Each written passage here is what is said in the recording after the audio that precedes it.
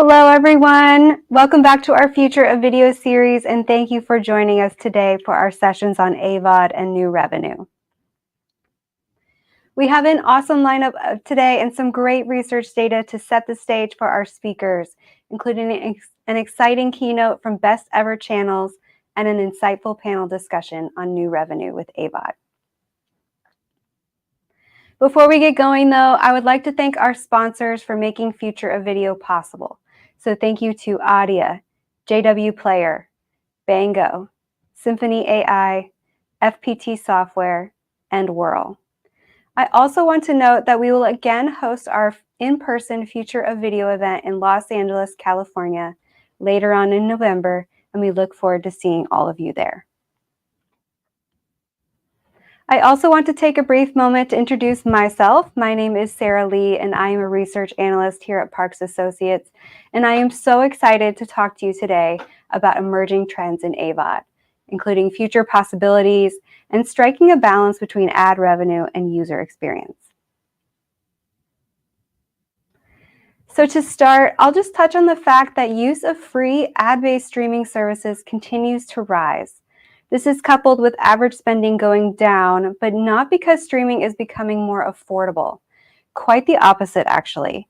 Services continue to raise prices year after year, almost now on a regular cadence, and are starting to limit household sharing, all of which is increasing the potential total monthly cost of OTT video services to individual consumer households. Fortunately, ad-based OTT is cheaper and allows households to still access content on the services they've grown accustomed to using, but at a much cheaper price. Among the internet households that subscribe to at least one OTT streaming service, the average spend per month is now $63, a $17 decrease from just 6 months ago. And this really illustrates how consumers are shifting priorities when it comes to entertainment spending. Early on, streaming was all about low price points, ad-free programming, and original content. However, today's streaming providers face mounting pressure from rising production, licensing, and distribution costs, as well as increasing demand from investors to demonstrate financial returns. Price increases are one way to help close that gap. And since 2019, just 5 years ago, the price of streaming services has soared, especially for those ad-free subscriptions.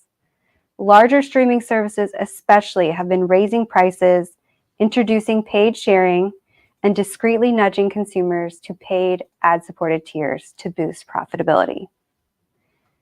Meanwhile, many services are raising prices, content is quietly removed due to high licensing costs, and even high-demand shows are being canceled as production costs soar. And as a result, consumers may feel like they are paying more but receiving less. Luckily, paid ad-supported tiers both generate more revenue than a basic subscription tier without ads and are cheaper for the consumer, which is likely why there's been a stronger emphasis towards this model recently. Streaming companies today face various challenges, from choosing what content to offer and invest in, what business models and features to offer consumers, how to attract and retain subscribers, and of course, how to earn a profit. Except this is no easy task. Warner Brothers Discovery ended 2023 with a profit of $103 million, but reported a loss of $107 million in Q2 2024. And Disney Plus and Hulu just turned a profit for the first time with a combined $47 million for Q2 2024. However, when Disney-owned ESPN Plus is included in that calculation, the profit does turn into an $18 million loss. So it's very hard to turn a profit, and it's very hard to keep turning a profit. Fortunately, ad-supported streaming offers a win-win solution. So consumers still get to enjoy the content they love, while businesses have a higher chance of earning more revenue. So it's no surprise that we find that the top driver of ad-based OTT service use by nearly 60% of those using ad-based video services is simply because it's free. And this is an almost 10% increase in households from 2 years prior in 2022. The second driver is availability of specific content, and the third is that ad-based streaming helps pass the time. These three drivers of cost, content availability, and convenience have consistently ranked as the top drivers for ad-based service use since 2021. And this consistency highlights not only the enduring appeal of ad-based services generally, but also highlights where the market is in terms of affordability to consumers. But I don't mean to imply that ad-based services are only for those watching their budgets. Instead, I would like to emphasize that when we look at the demographics for those who use ad-based services against a sample of all U.S. internet households, we see a similar pattern. Ad-based OTT services are widely accessible, with many households now having a mix of both ad-based and ad-free subscriptions. Ad-based services are complementary to a household's entire service stack. Many streaming businesses now recognize that consumers appreciate having the flexibility to choose between ad-supported and ad-free plans. By leveraging hybrid business models, these companies can capture a wider range of viewers, optimize and diversify revenue streams, and stay competitive in this challenging landscape. Now, unfortunately, the ad-based experience from the eyes of consumers has many opportunities for improvement. Net Promoter Score is noticeably higher for subscribers to the ad-free premium tier compared to the basic tier with ads, and the largest gap is seen for Disney+, Max, and Prime Video, while the smallest gap is with Netflix. There's still a lot to figure out when it comes to offering the best ad-based experience to viewers.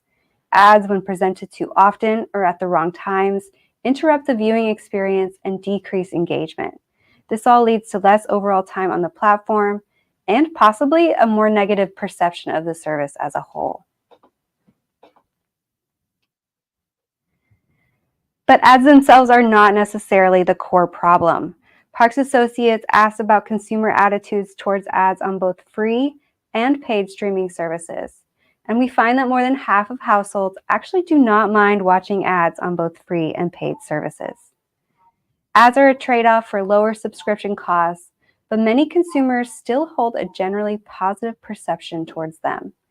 Even on those paid services, meaning the presence of ads across the streaming landscape is becoming more normalized and no longer just for free services.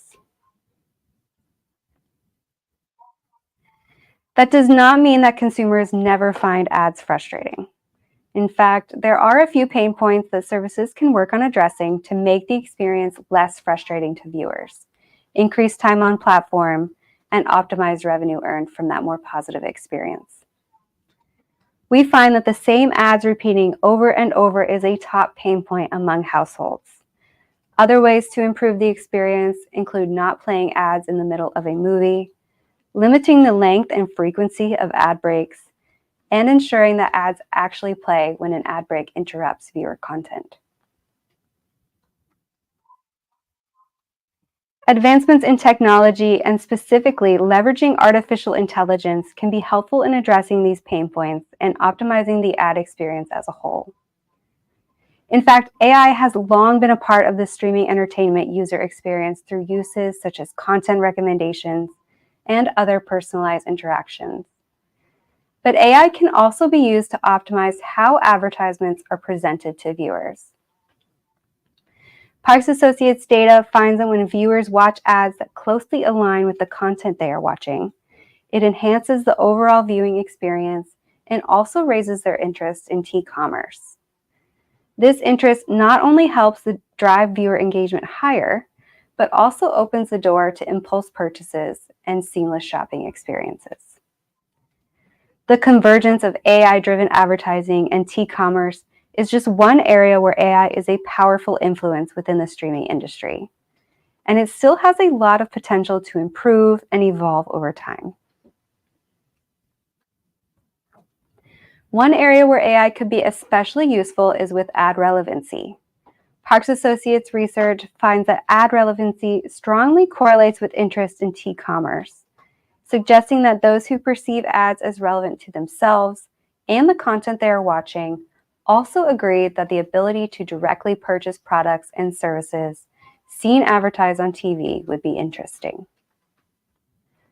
Companies that leverage data to enhance ad targeting algorithms to deliver more relevant ads to consumers will help to not only improve the overall ad-based viewing experience, but also interest in T-commerce. So just to review, average household spend on OTT has declined, likely because use of free ad-based streaming use is growing. The top driver of ad-based OTT service use is the free price tag. NPS for ad-free service tiers are noticeably higher than ad-based service tiers. Consumers do not mind watching ads, but dislike it when these same ads repeat, interruptions are frequent, and ad breaks neglect to actually show ads. AI can help optimize the ad experience for viewers by addressing these pain points, as well as propel new technology such as T-commerce for an additional source of revenue. Before I let you go, though, I would like to mention a few complimentary white papers that Parks Associates recently published. If any of these interest you, more information can be found by scanning the QR code on each slide. First, in partnership with JW Player, Parks Associates published a free white paper that explores how streamlining a fragmented tech stack can reduce costs, prevent operational breakdowns, and speed up content delivery across diverse platforms. We also published a free white paper with Audia that explores the rise of AI in media, entertainment, and advertising. The paper also includes data on consumer perspectives of AI and aims to act as a guide to inform future business strategies. Additionally, we published a free white paper with Bango that presents insights from executives in streaming, fitness, education, and productivity, and who share best practices to maximize partnership returns and address common challenges in this evolving subscription landscape. Finally, I want to highlight the Parks Associates Streaming Video Tracker is a self-service, web-based portal where you can explore data visualizations and detailed profiles, including quarterly subscriber numbers for over 400 North American OTT services. It also offers monthly analyses of current players, new entrants, and trends in content, consumer usage, and distribution across subscription, transactional, and ad-supported streaming models. Thank you, everyone, and please give us a moment as we prepare for the next session.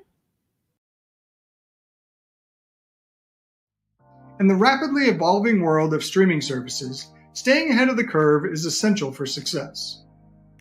Parks Associates Streaming Video Tracker has long been a valuable resource for industry professionals, offering in-depth analysis of over 300 North American OTT services.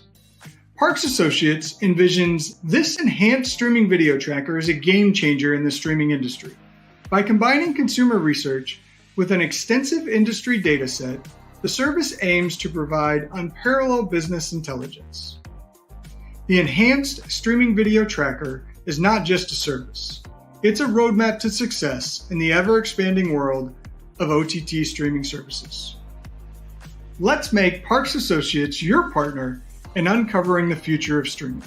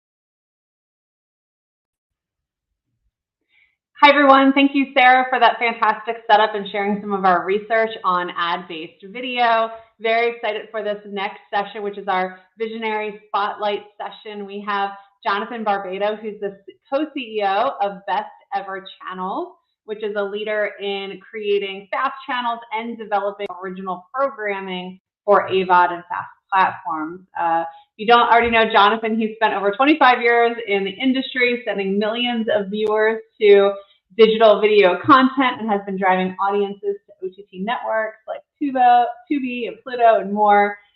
He's also the former head of marketing for MGM, Starz Movie Channel, and the founder of Bright TV and Apricot Corporation.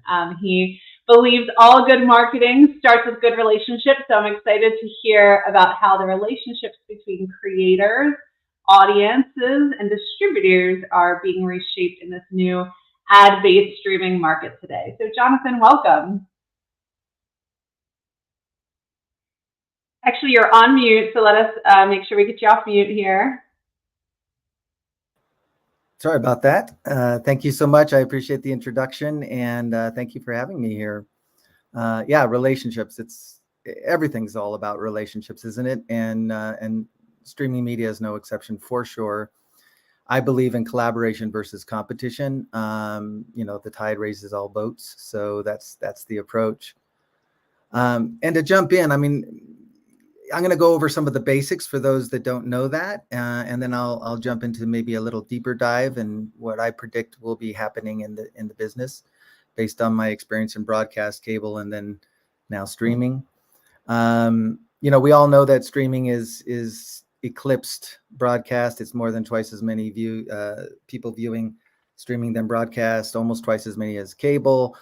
Depending who you talk to, it's a $4 billion or $18 billion industry. It's billions of dollars are being spent in streaming. And to Sarah's point, advertising is a predominant way that people are watching streaming. So how can we create experiences that are serving the viewer, but also serving the advertiser, which ultimately, when you do both of those, you serve the content provider as well. So from a content provider perspective, just to simplify it, there are basically three things that content providers all need to know for distribution. And because distribution starts with a D, I'll call these the 3 Ds. The first one is discovery. If no one's discovering that you exist, then you're a tree falling in the forest and no one hears it, right? So discovery is a very important mechanism in publishing. The second D is differentiation. So even if they discover you, if you're not different from everyone else, if you don't offer something unique, then viewing time will go down, if not even be eclipsed. So differentiation is just as important. And then dependability is the third D, meaning if I do discover you and you are different enough to be worth watching, I want to make sure that when I come back, it's worth coming back to, that I can find the same thing and I have another positive experience. So these things are very important. And what I think most people need to know is that it's not whether FAST, which is an acronym for free ad-supported television, or basically linear television that's ad-supported. So 8 o'clock's one thing, 9 o'clock's another, right? It's not about, is FAST better than AVOD, advertising video on demand, where you can pick what you want to watch when you want to watch it. It's not about whether either of those is better than subscription, which we all argue goes up and down, right? What it's about is all of them, right? Because if I'm a viewer, I won't watch you on AVOD if I don't discover you on FAST. And if I have a good experience by discovering you on FAST and watching you on AVOD, then I might want to subscribe. So I think it's important for all publishers and all people creating content in the industry to realize that these three all work together, and that ad supported in one area increases when you have ad supported in other areas. It's not just that you can make twice as much money if you're on FAST and AVOD, it's that it goes up exponentially. And that even though viewership is greater in AVOD, the viewers are greater in FAST, depending on the content. So I wanted to explain that all of those three things work together: AVOD's FAST, subscription, and that also that discovery, differentiation, and dependability are key to even getting distribution, let alone keeping it. From an advertiser perspective, the basics The basic for an advertiser is ROI. So I'll go with R's for advertisers. And that's reach, relevance, and reliability. So what's reach? Reach means if I'm an advertiser, I want to reach as many people as possible. We've all heard the adage, I know half of my advertising is working. I just don't know which half, right? So the greater the reach to that half that is working. You want it to be relevant, meaning, and Sarah just went over this data, right? That if an ad appears in content that is relevant to that ad, then people will pay more attention and ultimately respond better to that advertising. And then reliability, meaning if I'm an advertiser and I have found the reach and the relevance, I want to make sure that I can rely on that environment to go back over and over again, that I can repeat success. And also that environment is dependable from a brand perspective, that it's safe, that my brand will be reflected in a way that is positive rather than negative. And we've all seen, the ads that interrupt somebody mid-sentence or, appear where content is completely different than the subject of the advertising. So that all being said, what's working today and what isn't working today? Well, what's working today is that, streaming media offers advertisers and audiences greater convenience and easier access to content than maybe ever before. What isn't working necessarily for advertisers is that the standardization that we have in online marketing or television, traditional broadcast marketing, hasn't quite reached the streaming universe yet. So you may get data on viewership from one platform, one connected TV set manufacturer, and you may get data from another, and a view, for example, may not even be defined the same way between the two or 3 or 22 different platforms that are delivering streaming media. So the standardization that it takes for that data to be reliable to advertisers really needs to be worked on and progressed. I think that's happening. I mean, look at Parks and Associates streaming video product is probably one of them. I was on a panel a couple of weeks ago with Whip Media. They're taking data from content providers like Best Ever and others. And so if I have a comedy channel, which I do, and I want to know how my comedy channel is performing, I can look at my data. But if I want to know how is it performing against other comedy channels, right now I don't have any way to really look at that empirically. So Whip's working on a solution for that. Others are working on solutions. I think standardization is inevitable, but it is a problem at this moment in time, and that problem affects ROI for the advertisers and is something that we need to solve as best we can. Our approach at Best Ever Channels is to create different kinds of ad formats and ad options. For example, we are very focused on branded entertainment. We're not alone. Ryan Gould from Max just told a panel at Adweek that that's the future. Branded entertainment is the future of television, streaming media, advertising. What that means is right now, for example, we created a comedy special, unique and created just for streaming. There's not enough money, as any creator will tell you, in the streaming platform universe to create original programming on a regular basis. So who's going to pay for that? Well, advertisers will gladly pay for that if it can create that reliability and that relevance that they're looking for in their advertising. So we did a comedy original special with Tito's Vodka. Tito's wants to bring the funny. We brought them the funny. We created an original comedy special. TCL, as a connected TV platform, took it for 30 days exclusively. All of a sudden, we found a way to sort of hack the system and create original content at an affordable price that could make money for everybody and also satisfy the viewers. It was the most watched special on that platform for quite some time. So branded entertainment is one way around it. Live entertainment seems to be very popular with the platforms these days. Live is traditionally thought of as sports and news because I don't want to miss the game and hear who won before I can watch it. I want to know if that hurricane in Florida was a 3 or a 5. So news and sports are the obvious. Comedy and music, we believe, are also reasons why you would want to broadcast live. Comedy is very often pulling off of current events. So the live broadcast of comedy can be more relevant. Also, constantly new comedy is relevant. Music, again, music is always constantly changing, and curating that live can be very relevant. So we're focused on live and branded entertainment. The industry seems to be leaning in that direction. I believe that if we continue in these formats, then that will expand into other formats, and as standardization becomes more and more prevalent, then people will be able to, viewers will be able to watch more of what they're looking for. The Games of Thrones of the world may come back, even to streaming media someday, and certainly the industry will evolve. But talking about the industry evolving, you mentioned that I was head of marketing at MGM Television and Stars Movie Channel, that I founded a on-demand network and now streaming media. Why? Why am I going from one to the other to the other? It's because that's where the industry's going. And the best visionary advice I can give you is look at history, because that's what we've done. And most of my success, all of my successes are based on that. And I'll just give you a brief idea of what I'm talking about. If you look at broadcast, it started with 13 channels.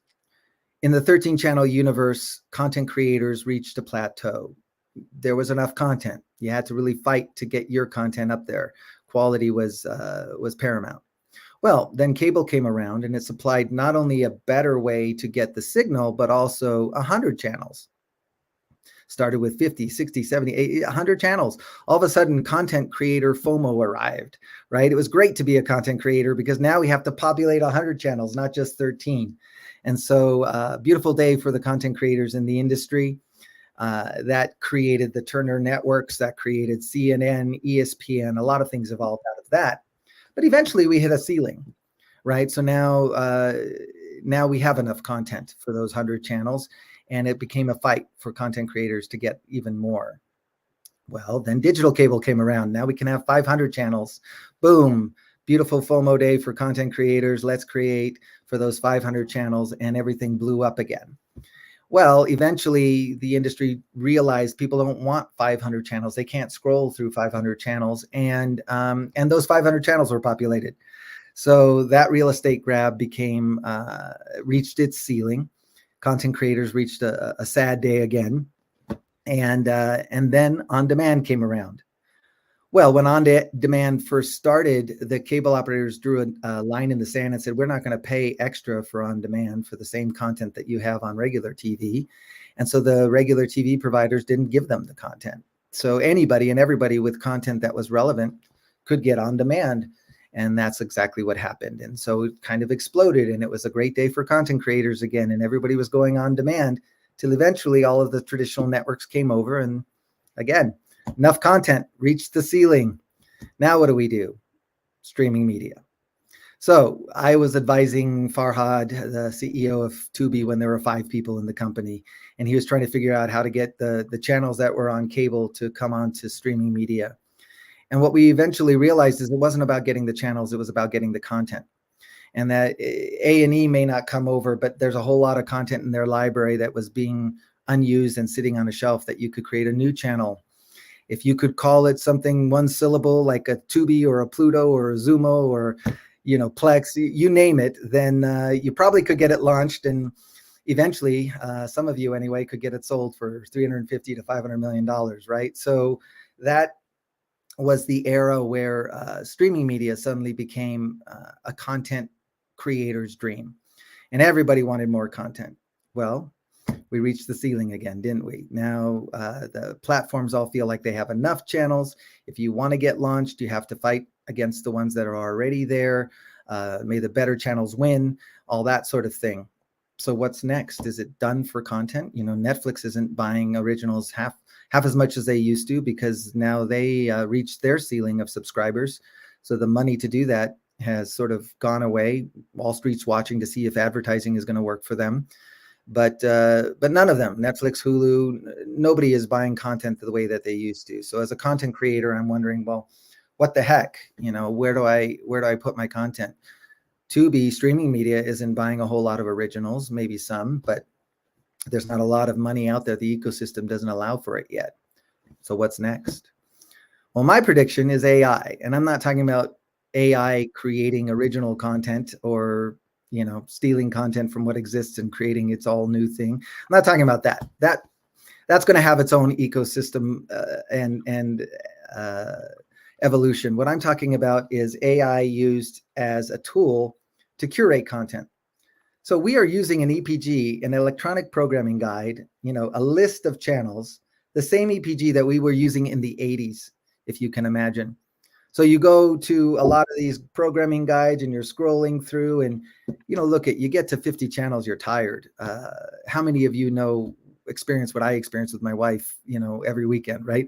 I want to watch something, we watched everything we wanted. We already binged on what we love. So now what? Oh, let's spend 20 minutes, let's spend 30 minutes looking for something. And then we get tired even looking.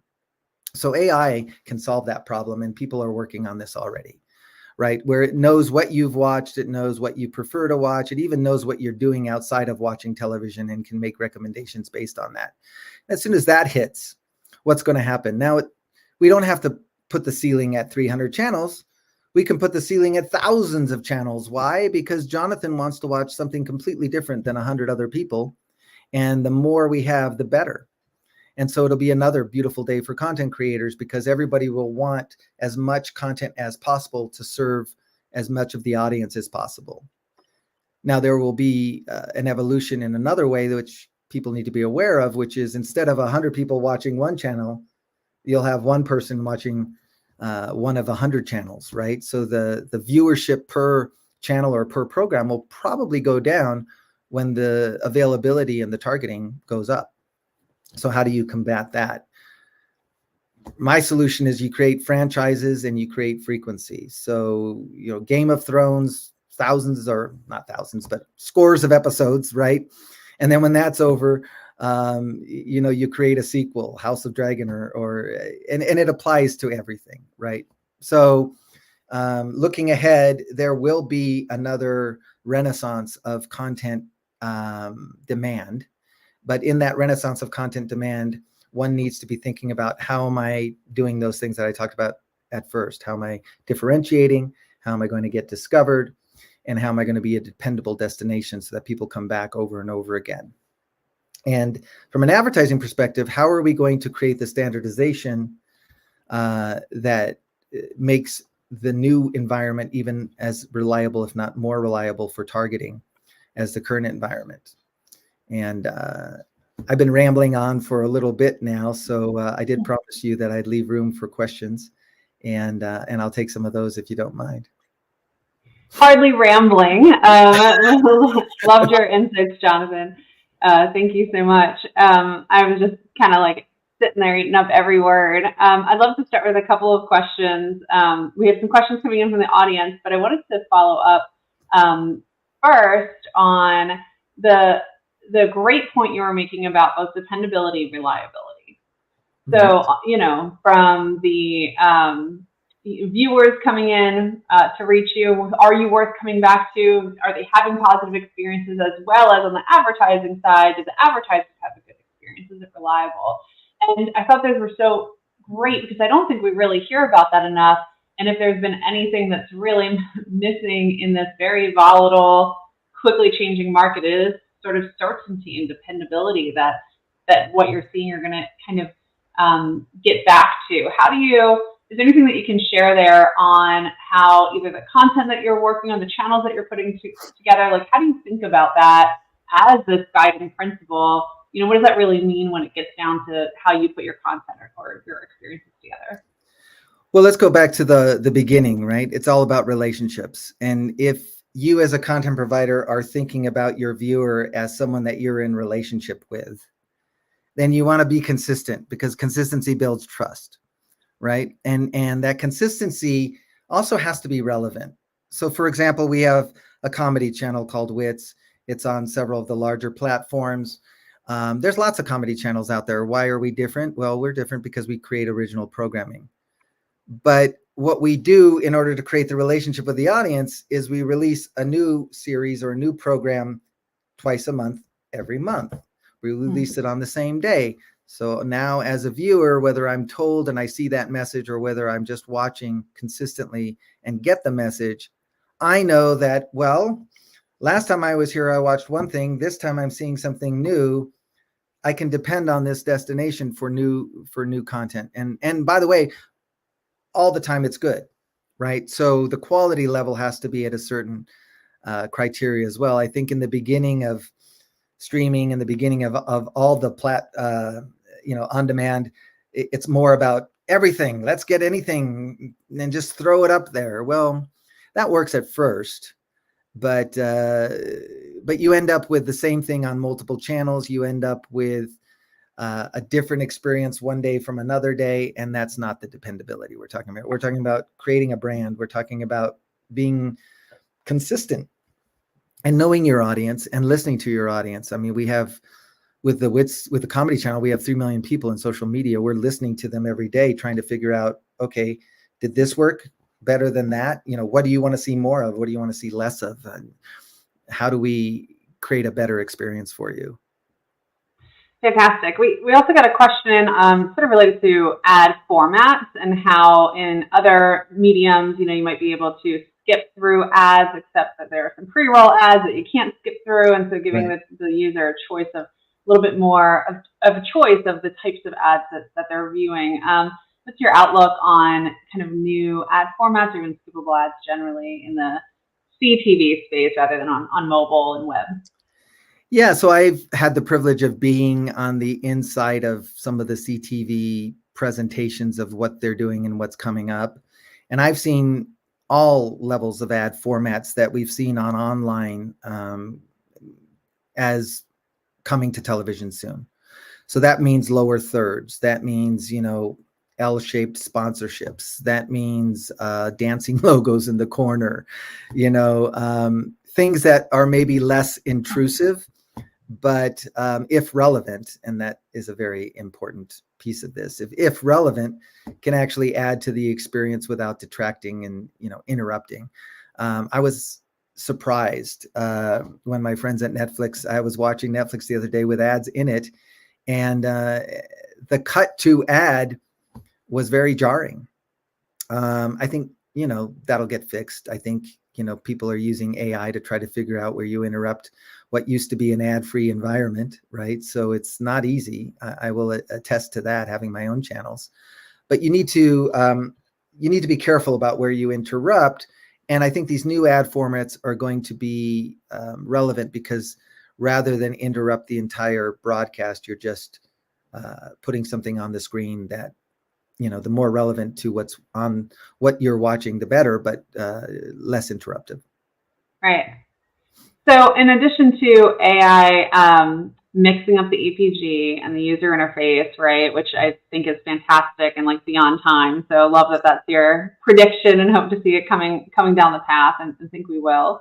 Got a question around AI for discovery of different business models. Do you think that AI discovery opens up a new interesting door, maybe pushes some more attention to pay-per-view, transactional, over SVOD, AVOD, and FAST? I mean, I think we still see, maybe one of my colleagues can double check, but it's somewhere in the, I feel like 11 to 15% of households say that they rent or download a movie or TV show every 30 days, so there's still a lot of actually engagement on the TVOD side, which may be a little different than pay-per-view when we're talking live events. Do you see, when you see that future of that mix up of bringing AI in, new user interface, how does that sort of transaction fit in there? Well, I'll say this. When I was head of marketing at Starz, Comcast and Time Warner had commissioned basically Starz and HBO to do all the research to figure out how to make on-demand work. And that was because they launched on-demand in the early 2000s, and they launched it as TVOD or pay-per-view, and nobody was using it. And nobody was using it, we discovered through the research, because they were afraid to use it. First of all, it was new. And secondly, they were afraid if they pushed the wrong button at the wrong time, they'd be charged all of a sudden. And, we all had interesting relationships with our cable operator overcharging anyway. Who wanted that, right? But what the research showed is if you gave it to them for free and you educated them on how to use it, that not only would that be accepted, not only would free be accepted on demand, but also subscription and transactional, or pay-per-view and TVOD. So what happens is the tide lifts all boats, right? And there will always be people that want to sort of scoop their neighbor. And it used to be the water cooler, but now it's the Zoom line, right? They want to have seen the latest thing on Zoom before anybody else, and they'll want to talk about it. So transactional, or that pay-per-view live event, that will always be some segment of the audience wanting to watch that.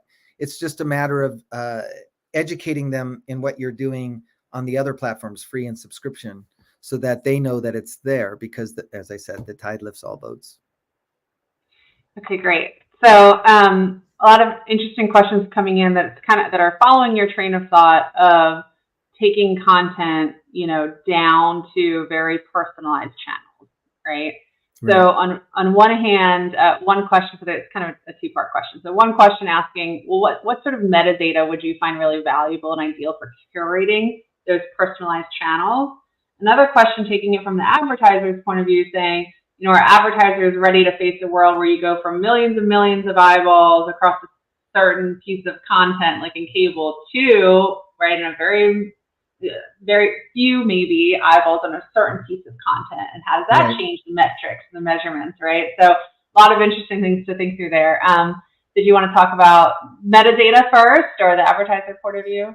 Yeah, no, let's start with metadata. Whoever asked that question is really smart, because ultimately AI is only going to be as good as the metadata that is there for it to generate from. Now, it will create its own metadata, which needs to be accounted for, right? I mean, AI these days can actually watch the program faster and better than we can, and identify metadata from that watching.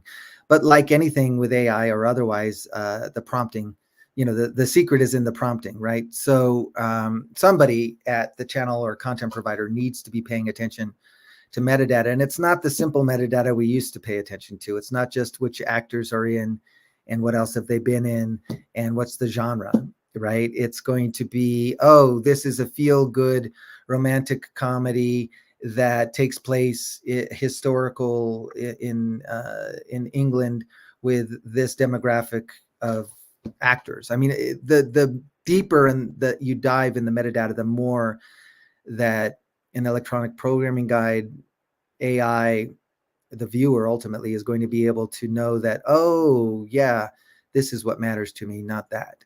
So you look at Spotify or some of the other applications of metadata, where it's not just about the simple facts of the content. It's about the emotional response that people have to the content. It's about other things. That yet metadata is critical. To address what was the other question? I forgot. Yeah, it was more about the advertiser's point of view, and how are they ready to kind of move to this very personalized viewing. And you made the point yourself, right? Like a certain piece of content might not be getting those millions and millions of eyeballs. It might be a much more curated. Now, that maybe mean that there's better targeted advertising, and you're reaching the right person. But how will advertisers react to much more personalized and then segmented viewing? Yeah, great question. Because we hear from advertisers that they want to be targeting, and then we also hear from advertisers they want reach.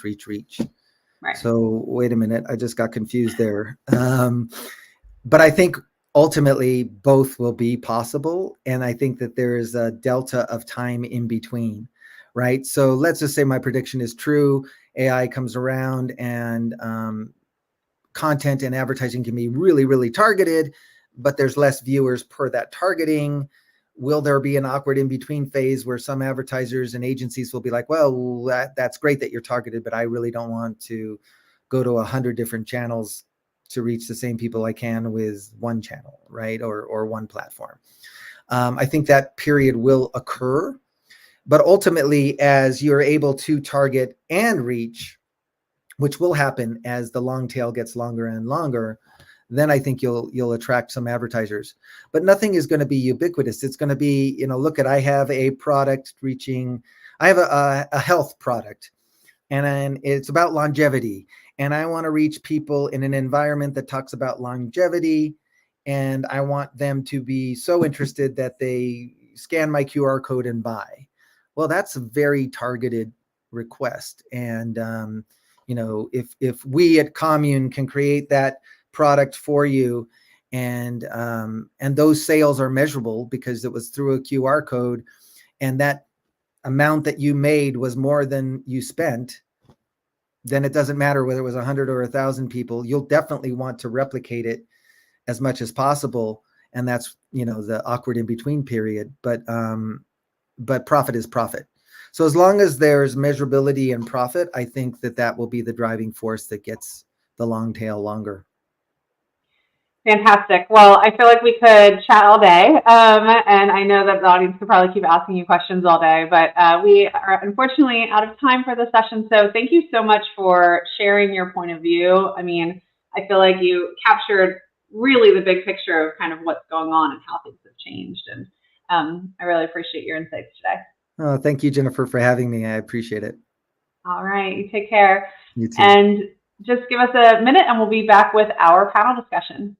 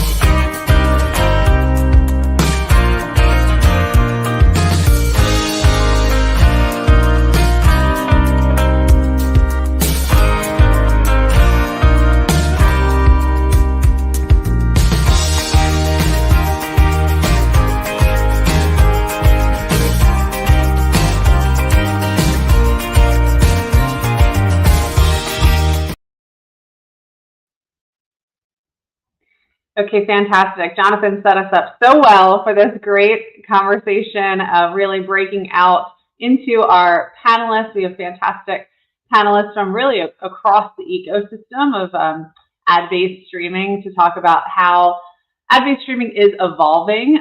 You know, we maybe started with AVOD, and then you saw FAST explode, and then of course ad-based streaming behind the paywall, whether that's from an SVOD or even vMVPDs, right? Of course, having ads behind the paywall. Also, how to balance that goal of optimizing revenue with advertising while also being mindful of the viewer experience. And also maybe bringing things down to reality. What's working, what's not working today, and looking ahead to, gosh, we're already in October. So as the end of the year comes along quickly, what is 2025 going to bring? So I'm going to ask each of our panelists to come on in, and I'm going to introduce them and ask them to introduce themselves really and tell you a little bit about their organizations and how they fit into this ecosystem. So first, I'd love to welcome Patrick Ferguson. He's the head of global product and B2C ops with the TiVo platform at Xperi. Hi, Patrick. Hi, Jennifer. Thanks so much for having me. Great to be here. As you mentioned, Patrick Ferguson, I run global product and direct-to-consumer operations for the TiVo platform at Xperi. What is Xperi? We're a company that believes in innovating smarter into developing extraordinary experiences for our customers, from the home and in the living room to the car. And where the TiVo platform fits into that strategic portfolio is we're a set of user experience products that in the video service provider space that allow for our customers to put forward an experience and enable their end consumers to find, watch, and enjoy content. Really do feel like, you know, as TiVo and Xperi have come together now, we merged in 2020. And as we've come together, we've begun to cascade a global scale and tech strategy that allows for us to leverage the best of what's coming down the pike, and monetization being one of those North Stars. So look forward to talking to everybody today about it. All right, thanks for being here, Patrick. And next, we have Justin Fromm, who's the head of insights for North America at Samsung Ads. Hi, Justin. Hi, Jennifer. How are you? Great, thanks. Good. Thanks for having me. I'm Justin Fromm, As Jennifer said, I'm the head of insights at Samsung Ads. Samsung, of course, is the global leader in television and mobile handsets. In the United States, 3 in 4 homes own a Samsung device. Samsung televisions have been the global leader in television sales for 18 years. And Samsung Ads is an ad ecosystem based on our 72 million television sets in the US across 56 million households that allows advertisers to reach our consumers with their advertising messaging using our first-party device-level data to deliver advertising that messages that in the right time to the right person. Okay, awesome. Very excited to hear what you see, because you see a whole lot there at Samsung Ads, as you were just talking about. Okay, great.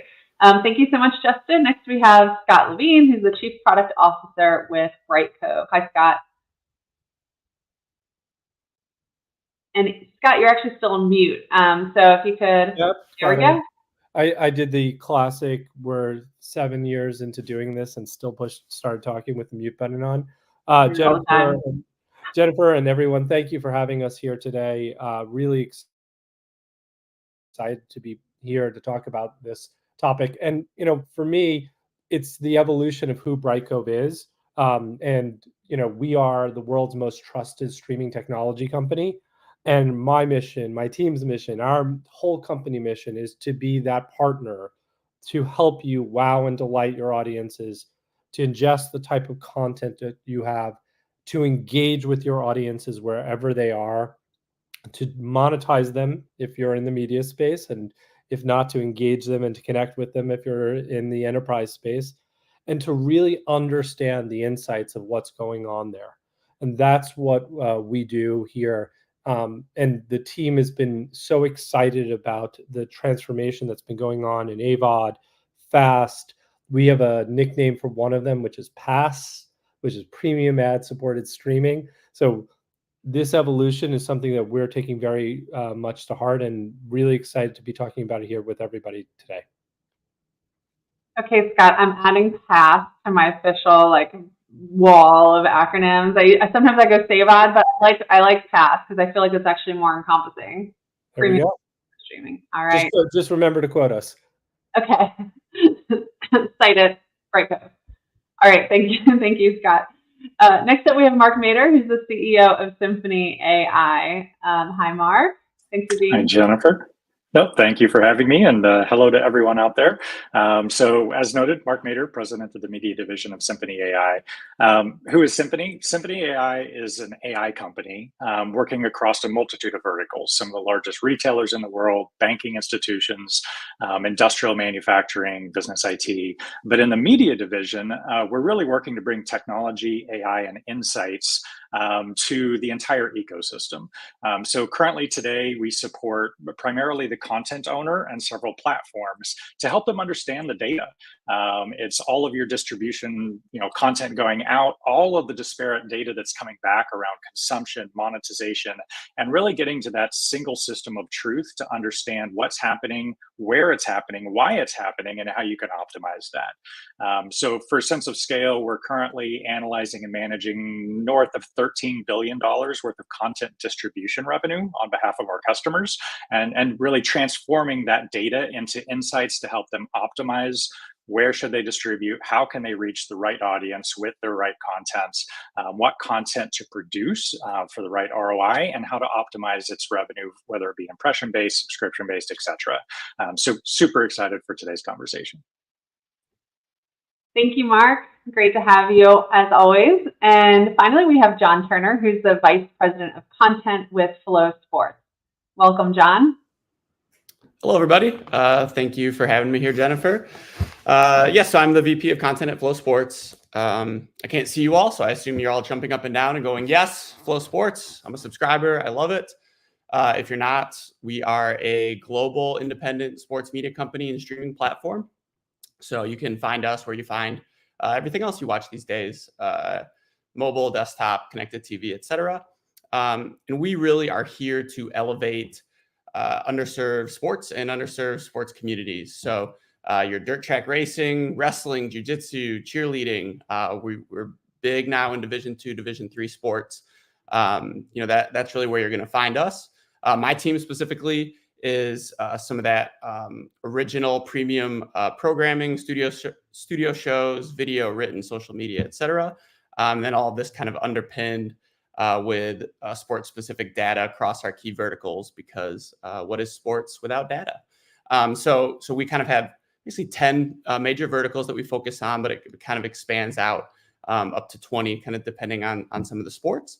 And we are also I like Scott's past. So we are also a premium ad supported / SAVOD. So kind of fit in the middle of this conversation here. Wonderful. Well, glad to have you, and glad to have all of the panelists here. Again, I'm so pleased. You all represent very slightly different slices of the ecosystem, which is awesome. We get a real 360 view here. Jonathan, if you were able to see the last session, really kind of gave us the whirlwind tour of what's happening in the market right now, which is fantastic. Justin, maybe I'd like to start with you here. You were mentioning, of course, Samsung, major, of course, leading device, smart TV, so device manufacturer, CTV platform, fast service, ad ecosystem. Can you give us, the sense of where we're at as it relates to ad-based streaming here at the end of 2024? Sure. So today, TV starts with streaming, right? Across the Samsung televisions, 70% of TV time is spent with streaming content.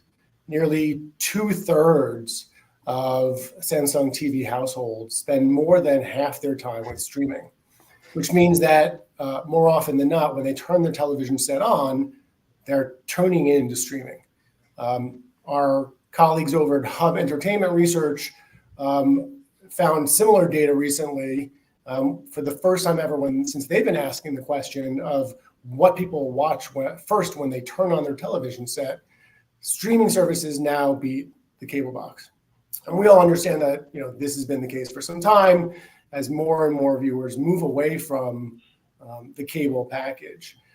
So TV starts with streaming. And when it comes to streaming, streaming is now ad supported. Jonathan talked about it. Your team talked about it, Jennifer. But what we're seeing in the growth of streaming time is that all of the growth right now in streaming is coming from ad supported streaming. As we get to a point where we have streamflation, as was discussed, as there's lack of differentiation, which Jonathan discussed, more services costing more, with consumers less able to distinguish the difference between them, they're finding that they don't need to spend all of the money that they have on all of these streaming services. They can get the content that they want with ads. And of course, people understand the value of ad supported content. They watch ads in return for free content. But there's not only that. Ads are part of culture. Ads are how we learn about new products. So as much as consumers will tell us in surveys that they're not interested in advertising, we know that for the most part, advertising is very important and helpful to them, and of course supports a lot of the things that they want to do. Yeah, absolutely. And our data shows that same thing when you mention strongly, which is kind of great to hear. All of the growth that you're seeing basically is coming from ad streaming, and we have had several, probably 18 months, maybe plus now, where the number of SVODs, the average number of SVODs taken per household, per household has been flat, right? So that people are still have some subscriptions, but they're also moving to those ad-based subscriptions. Patrick, maybe over to you. The TiVo into Xperia view is pretty interesting, coming from a legacy in that set-top box, right? Really revolutionizing what that meant with the TiVo platform, and then coming over to streaming. Do you want to add some of your perspective on, what you see as the current reality of ad streaming today?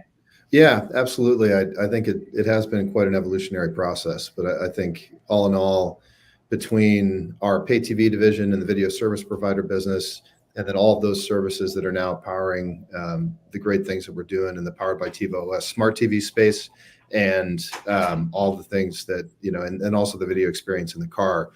We really do believe that type of approach and is necessitating a shift from a heavy subscription model into an ad-supported model. It doesn't mean that the subscription model goes away. It doesn't mean that that's not viable. It's incredibly viable for our business. But I think the growth and scale and what we're able to accomplish at the Xperi level across these unique verticals, but still a common set of scale and footprint from an ad and monetization perspective, allows for a unique approach to how we're coming into the market. And we do believe that this is a key growth engine. I mean, we see it all over the place. We know that ad tolerance is at an all-time high. Although in our latest TiVo video trends report that we've done in North America, which is now available, by the way, shameless plug, we do see that there's a bit of fatigue coming in. The number of services that people are subscribing to in the household had kind of peaked at almost near 11 last year. Now it's down toward 9.1, but there's still a pretty healthy part of that. About 3 to 4 of those on average, those services are free ad supported. And of the people that are watching that have ad supported content, over 60% are zeroing in on fast channels and AVOD and things like that. So clearly the market is demanding it. We feel at the Xperi level, at the TiVo level, that our ability to have an agnostic platform that can uniquely serve the individual markets and then have a universal strategy from a scaling and monetization ad tech stack is positioning us well. We absolutely believe that model is accelerating, and we're looking forward to continuing to innovate to adhere to it. Yeah, no harm in a shameless plug. We watched for that report ourselves. Like, oh, the TiVo Trends report is out. Well, yeah, so that's interesting too. Let's talk about kind of the money, because we do tend to talk in the industry sometimes, like, is it subscription versus ad-based? What's the future? Are we even going to have an option to have a no ads, experience in the future, which we really didn't in the pay TV, except for the premium channels, right? HBO, Stars, those in the past. It was really limited that you could have a premium no ad experience. Will we continue to have that? Maybe Scott, I'll start with you there, and then Mark, you're managing all the distribution revenue. You see where all that money's going. So I'll start with Scott, and then we'll go to Mark. Yeah, thank you. Kind of the view we're seeing is that it's sort of about water finding its own level. They're going to be customers, subscribers, users, viewers, all of whom who want to consume the types of content. And when you match that to the user experience that they're looking for on a mobile phone, on a TV experience, on my Samsung frame I have at home, to a type of content, is it last night's Mets game that they won, to a long form episode of the Dukes of Hazzard from 30 years ago. When you take all those individual attributes, this is going to be, in our view, kind of the uniqueness that'll come in front of it, is that matching of both what the user wants, their tolerance for advertising, their tolerance to pay, the type of content that you're looking at, and everything brought together to kind of find the right method of monetization for that specific user. Jonathan was talking about it in the session beforehand, and it was a little bit about, hey, this one-to-one experience, fast is great. Premium VOD is great. They're all fantastic. But what if we could create a world where we all came together to watch something, my example of the Mets game from last night, then all left and went our separate ways to watching individual content, and then came back. And each of us had different ad loads, and each of us may have different monetization experiences. When you understand viewer tolerance against that, that's when you can really super serve your audience and grow revenue. And again, shameless plug for ourselves, that's what Brightcove is spending a ton of our time on, is that you want to call it monetization optimization with our insights products. And one of the reasons I love Justin's title, I believe, is that he's got insights in it. We don't call it data or analytics. We call it insights, because you want to be able to draw an action from that. It's not just big data. It's insights that you can do something with.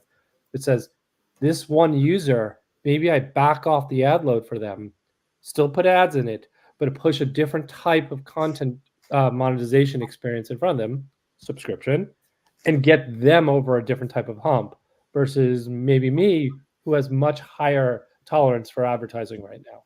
That kind of finding the right level for every single user is going to be so powerful in front of us. Yeah. So first of all, you're telling me because I'm a Phillies fan, and so that was not a great game, but okay with the but really interesting, the idea of kind of personalized monetization teams, optimizing it for those. I think Patrick wanted to chime in real quick, and then over to Mark. No, I couldn't agree more with Scott's thoughts. I think that we still see in our research that there's a dilemma surrounding discovery. People are wanting to have a seamless experience as it pertains to the content that's there.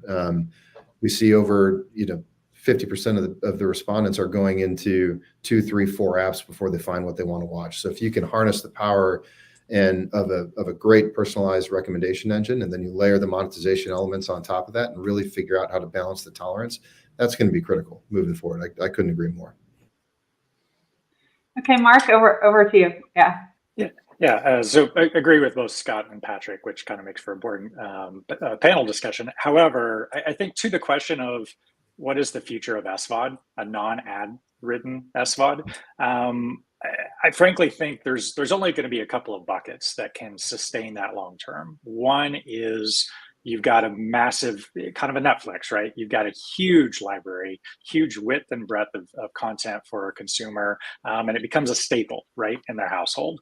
I think those can and will be monetized, in an SVOD without ads, kind of perpetually.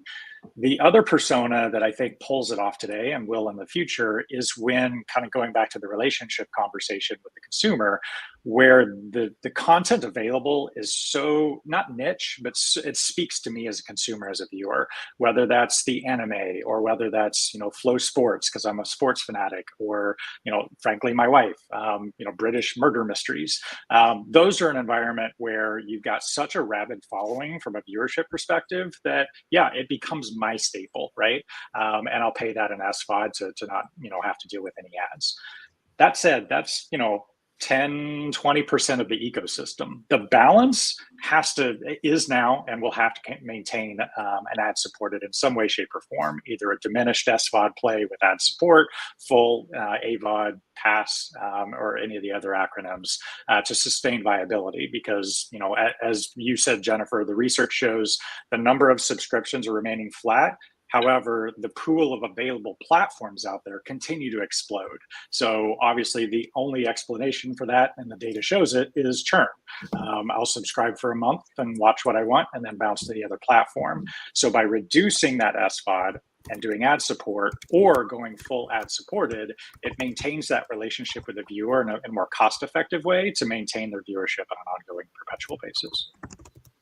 Yeah, that control of churn being so critical to having sustainable businesses.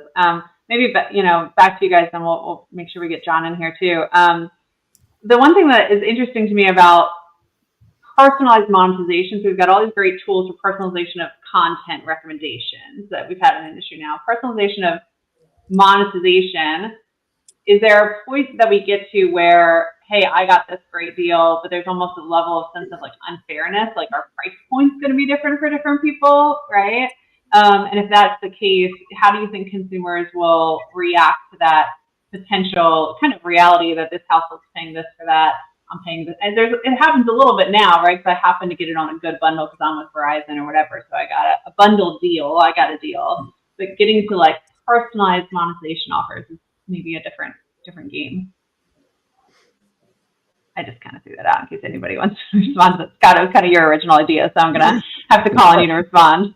Yeah, no, I'm happy to start the conversation and then go from there. Is that we'll see different types of premium models. It's probably very hard to get down to micro pricing per user. It's confusing, right? Try to explain to somebody that, hey, to watch again the championship New York Mets beat the Phillies would require me to pay 99 cents. But for you, because you're in the Philly market, it's free. That's just very confusing.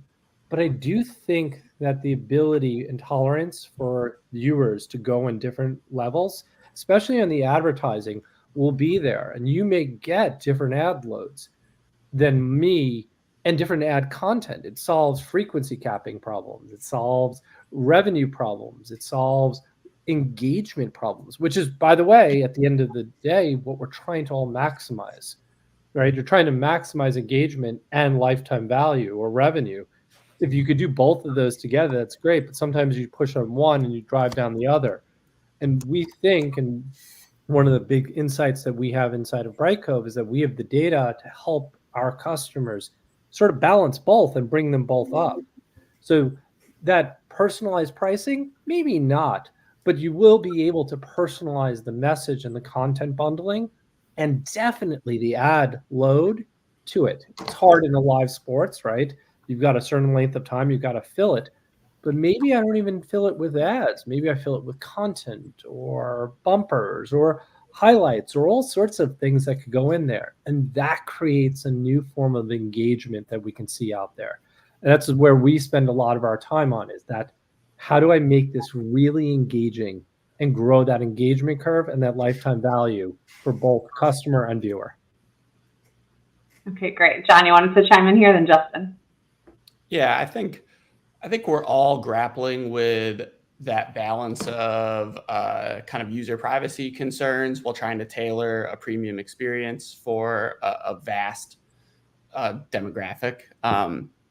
And I'm sure Scott will tell us that, Brightcove has the solutions. Maybe we should talk after this. But I can say that, from our side as primarily a subscription platform, when you start trying to carve out these different avenues for pricing, you start attempting to get more micro and creating all these different avenues in, because you're trying to make it more accessible. You're trying to be more opportunistic. What you really end up doing is you end up eroding some of your value at certain points. It's easy for people to find backdoors, VPNs. Most won't do it, many will. And so that's just the more cute you try to get with it, people are smart. They'll find a way around it. Yeah, I think that's an interesting point, John. You hit on eroding value. We're seeing right now, the industry is focused on churn, right? What we see actually is the inverse of that. We have is a loyalty crisis. When we look at viewers' usage of different apps, what we see is that 2/3 of Samsung households use at least one app for 10 or more months out of the year, right? They're loyal to at least one app, but that loyalty is scarce. So they use nearly 8 apps. They're loyal to fewer than 3, though. And that's really where the problem lies. And I think if we get into kind of micro pricing or targeting that way, you get into kind of this very obtuse kind of space. And we already had that with the cable bundle, and we didn't really understand the problem. And just as John was saying, right, people will find their way around that. But what Scott's point about, personalized advertising and kind of delivering addressable advertising, the right message to the right person, that's where that goes. And I think there are lots of ways to kind of play with that. I like Scott's ideas a lot, especially when it comes to live events and kind of managing the fixed amount of ad time. So I think we're going to see a lot of innovation there. Yeah, well, Justin and John, I'd love to stick with you here and actually focus in more on the advertising experience and the performance and kind of what makes a campaign successful and kind of what engagement with ads and the content that you're putting out there to, really means, how you look at that. So maybe Justin, I'll start with you then, and then go back to John. Sure. Well, one of the things that separates CTV from kind of the old TV model, the broadcast one-to-many TV model, is that CTV is now a full funnel medium. CTV is what TV has always wanted to be, delivering beautiful sight, sound, and motion to individual households and individual users, so that advertisers can target the right audience with the right message. So it really depends on the advertiser and the advertiser's KPI for any given campaign. You can find a mass audience and you can deliver upper funnel brand messaging just as you did on linear TV, you can actually do that more effectively and more efficiently because you don't have the wastage of the audience that's outside of your target audience. Or you can drive folks down a funnel where you're driving a specific message to a specific group of your target audience members, or you can actually drive outcomes. You can drive people to an app, to a website, to an offer, to a store. And we have the data that enables you to understand who the right person is for that message. And then we close that loop of measurement so that you understand the effectiveness of your advertising, which again, in the broadcast days, was kind of amorphous. Yeah, for sure. It's like CTV kind of sits in between you don't really have any of that next step data of what happens after they saw the ad. You've got it all you want in digital and social, and then CTV, it's like starting to get there maybe to connect those dots. You mentioned, the next step. You can deliver pixels so you get closed loop attribution within TV, obviously, when we're driving folks to content, we understand that. But we also can work with third parties, MMPs, who are able to close that loop for us with our advertiser partners. So, John, in the sports world, it's so interesting. Obviously, sports being about the hottest rights that are out there at the moment. But thinking about sports in the fast landscape and the world that you're sitting in with ad-based sports streaming, can you share any trends on kind of how that works, maybe uniquely, and advertising working with sports in an ad-based way? Yeah, I mean, we're spoiled in sports from the perspective that it's a safe place for advertisers. It's hard to beat kind of finish rates there. There's more inventory than ever. CPMs are when you have that much inventory, hard to keep up with CPMs on that front. But when we have advertisers coming to us to buy direct, what they're really looking for from us is they're looking for that connection to our passionate fan bases. We've got nearly 1 million subscribers who are in some cases very deeply engaged in the sports that we're streaming. And typically the people advertising with us, they could go out and get even greater scale someplace else. But what they want to see is they want to see that connection to that sport, to that personality, to that team, to that conference. And so we've seen good success with those, the king metrics. Nothing's changed in terms of viewability. An unwatched ad is not valuable. Finish rate, and still just making sure we're delivering that. When you have great sports rights, those kind of come naturally. But the most success we find in kind of looking retroactively at what we've done with a big ad campaign or with a big partner is what did we do to make that connection with the event on site? What did we do to help maybe carry that through in the broadcast and just provide a little extra value and a little extra connection to that fandom that maybe they couldn't get if they went into some big ad warehouse and said, "Give me 10 million, please." And so that's where we try to play. Yeah, well, and I think that there's what I wanted to get to, and a little bit is around like ad relevance, because some of our data does show that people still feel, right, that I'm seeing all sorts of ads that aren't relevant to me or the content around me, and those who do feel like they're seeing great ads are way more engaged in all sorts of different metrics, which I think are really interesting. But I wanted to get to some questions from the audience as well too, so let's start there.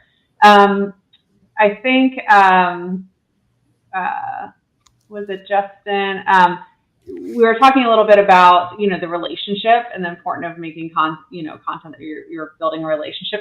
We had a question from the audience about what insights on loyalty and rewards programs you might have. So when you're thinking about retention and relationships and loyalty, right, as opposed to just what levers do you have to pull here? Are you seeing any interesting experiments with doing more of loyalty and rewards programs? So maybe Justin, back to you there. I think you were mentioning the relationship piece there. Yeah, we've only just kind of launched this research and this research study, but we have been working with our content partner, our app partners, on retention and acquisition campaigns for years now, right? We understand that's incredibly important for them to acquire the right audiences and then maintain that audience scale by retaining them and messaging to them. I think the idea of loyalty, is an interesting idea. Like loyalty rewards is an interesting idea. It's kind of invaded the rest of our lives, right? So why not have it there? I think we see probably some of those ideas where you have, invite a friend, get them to register and get a free month. Those types of things exist. We're just kind of identifying and really trying to turn the idea of churn on its head, because churn is about kind of user experience, right? And so you're always trying to fix something if you feel like people are churning out. Loyalty is more about building brand love, right? And folks were talking about it before about, not maybe niche or not niche, but like passions, like viewer passions. And that's what can drive loyalty. And so there are things around that, there is a little bit of that advocacy that can come through potentially in a solution like that. Okay, awesome. Yeah, all right, well, I think, please go. Yeah, just to maybe add to that. So I'm not seeing terribly much to Justin's point around like loyalty programs or rewards. But what I am starting to see spin up is kind of interesting. One of our partners, they're working on kind of gamifying the experience, which does two things. It creates a level of interactivity. It's not just, receive, you're actually transmitting and receiving. And then also to Justin's point, now it becomes a social thing, right? So now I can invite Justin, and whether it's trivia during any number of things, not just like sports betting, but it's an interactive experience that actually causes me as a viewer and a consumer to pull in my social network to now experience this together. And the tests that we've seen thus far have been very positive to achieve those results. Can you share any insights? We actually closed a survey, so in the shameless plug world, we just closed a survey yesterday that included a big deep dive on interactive TV, betting, chat, polling, alternative broadcast in the sports world, right? Different types of interesting options in the sports world specifically, but then, some of these interactive pieces. Are there any that you're seeing kind of move the needle more? Because the same thought there, right, is can you watch that content for longer? Are you having a great experience with others or maybe even don't? Like I can trash talk the Mets fans all day, and then help with that churn piece by creating that engagement loyalty. So anything you can share that you kind of tease there from the data that you're seeing so far, Mark? Yeah, I mean, it's relatively small sample size, but it's a material boost, right? It's a 20-ish% increase in engagement around those time periods, right? Obviously, that's not a 24/7 kind of environment and interactivity. And it's everything, it's spun up during COVID. You could have watch parties, but now the technology is coming into play such that you can actually make it interactive, and that's bringing just a larger audience. Hey, let's get together at 8 p.m. tonight and do this. And if you look at the data, and this is from a partner, Microsoft, a great partner of ours, we're seeing now all of a sudden these new connections and then these little pods of interactivity occurring during that time period. So it's a material boost. How big it scales and persists is obviously it's early days, but it's a material. It moves the needle for sure. Okay, well, thanks for sharing that. We only have a few minutes left somehow. Man, that was fast.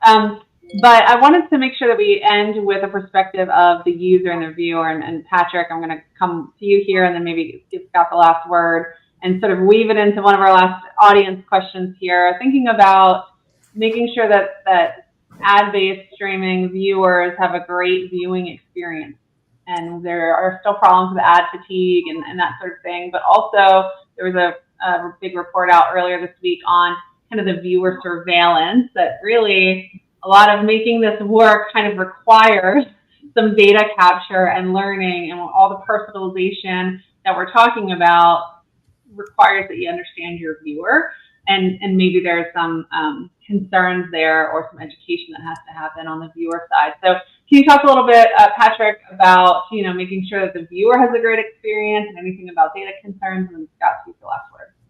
Yeah, no, I think it's incredibly important. I mean, tolerance is a very delicate balance. And for us at Xperi, you know, 3 of our principal growth engines are very different market segments. One of them is in the IPTV video service space. One of them is the powered by TiVo smart TV space. One of them is the video and audio experience in the car. And each one of those are very unique, that are fed from a centralized set of technology and core from the back end all the way through to the front end in the UI. And how you balance that experience, just principally before you even get to the ad space, right? How you balance that experience to ensure that it's a content-centric, super aggregated, truly super aggregated, with the right level of metadata, the right level of content coming in, and balancing, agnostic to be able to serve different customer segments, even within some of those verticals that we have. And then once you get them in and you get them engaged, figuring out how to work in these advertising elements to where, for us, a principal priority, at least initially, is in the content and entertainment space. And there's a big gap from that to consumer-based ads, right? And the relevancy becomes that much more important once you get to that space. And there are many people, including folks on this call, that do that very well, right? For us, it's more of a balance, because we are still so content and entertainment focused. I mean, our mantra at TiVo is find, watch, and enjoy, and helping customers do that. But at the same time, we also know where there's opportunity to begin to work in advancements and enhancements in the tech space and the ad tech space, to be able to start to bring in some of this that should, once you get that user engaged and you get them loyal and you get them feeling as though you are a trusted point of a personalized set of content and experience that they can build off of, then figuring out where to strategically layer in those ad spots, whether they be within the UI and the UX, whether they be promotional content where you can really monetize in fast AVOD or whatever the case is. Really have to be methodical in how you think about that. And that's something that we're taking very seriously here, and feel like we've got a good approach to, but we're certainly not unique in that respect. I think everyone could probably agree, but yeah. Okay, great. And Scott, we have about a minute left here. If you want to kind of close us out with the viewer in the forefront of our mind here. Yeah, I think that when we use words like wow and delight and trust and quality, that's why we put it into our mantra. It's why I like that. We should all get excited about that. When we deliver an ad experience, when we deliver a content experience, all of us on this panel and beyond worry about that viewer every single day. And if we keep them in mind, we'll always be on the right side of the viewer and the right side of the customer. Them, viewers, users, advertisers, when we bring that kind of triangle together, we can lift all boats, because customers are okay with giving up a little bit of data about themselves to get a more personalized experience. If this was in person, I would ask everybody to raise their hands on how many times you've gotten the same ad back to back to back to back, right? Raise your hand right now. Oh, yeah. Right? In an ad pod. It's not a great experience for anybody. It's a bad ad experience. It's a bad brand experience. It's a bad consumer experience.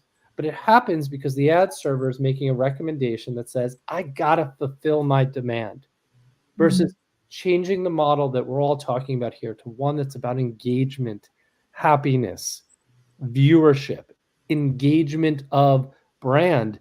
All of a sudden, everybody rises up, everything wins. And you talk about engagement and lifetime value.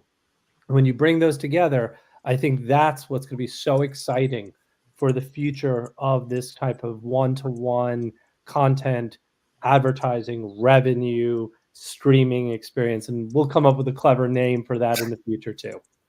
Okay, I expect next time we talk, I want a new acronym from you. It's going to be great. We'll all use it.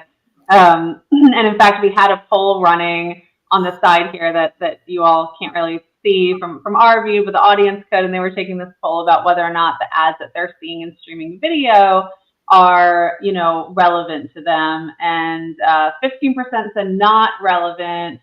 8% said the ads I see are relevant. 54% same ads repeat too many times. That was number one. 23% I'm willing to pay more to have ads removed from my content. So some premium viewers for sure. 54%, the biggest thing is definitely that repeat experience. So think the industry is working on that. You guys are all at the forefront of making this viewer experience better. Thank you all so much for joining us today for this great conversation. Love to talk with you all and hear all of your insights and Getting excited for our future video. Our next future video session is going to be in person in LA. Hopefully you or other folks from your team can join us there, but thank you all so much. Thank you. Thank you. Yeah, great to be here. All right. So thank you, guys. So as I was mentioning, this is our last virtual session for Future of Video this year, but our flagship event for Future of Video is in the Marina del Rey, Los Angeles area in November in person. And so we welcome you all to join us there. Several days of research, conversations, networking with other strategy folks, business development folks who are heading up their content buys and their product and their advertising strategy. So come join us. It's always a lot of fun. Make some new friends and learn a little something. So please join us. And on the next slide, there we go. And if you haven't attended some of other Parks Associates events, we host 6 events. So after Future Video is actually Connection Summit at CES. So many of you also attend CES. We'd love to see you there. We always have a big networking reception at night. And we're talking about the entire connected home, which of course entertainment is a really important part of. We welcome you to attend any of our events. You can find more information about those on our website. If you're interested in sponsoring Future of Video, interested in any of our entertainment research, or interested in speaking at Future of Video or any of our events, please reach out to our great team. We also produce, and Sarah shared some of these earlier today, we produce in partnership with those in the industry white papers, webinars, and podcasts that are complimentary for readers to access. And so if you'd like to sponsor work with us on a topic, we'd love to hear from you and to put a great piece of research out there for everyone to read. And that's it. Up next is in-person Future Video, November 19th to 21st. So we'd love to see you there. I think we may have a few remaining speaker slots that we need to place. So if you're interested in speaking, make sure you come and reach out quickly because those will be confirmed in the coming weeks here. So thank you all so much. And thank you so much to our sponsors, Audia, JW Player, Bango, Symphony AI, FPT, and Whirl. Thank you so much for supporting us all year long. We couldn't put these conversations and sessions together without your support, so thank you.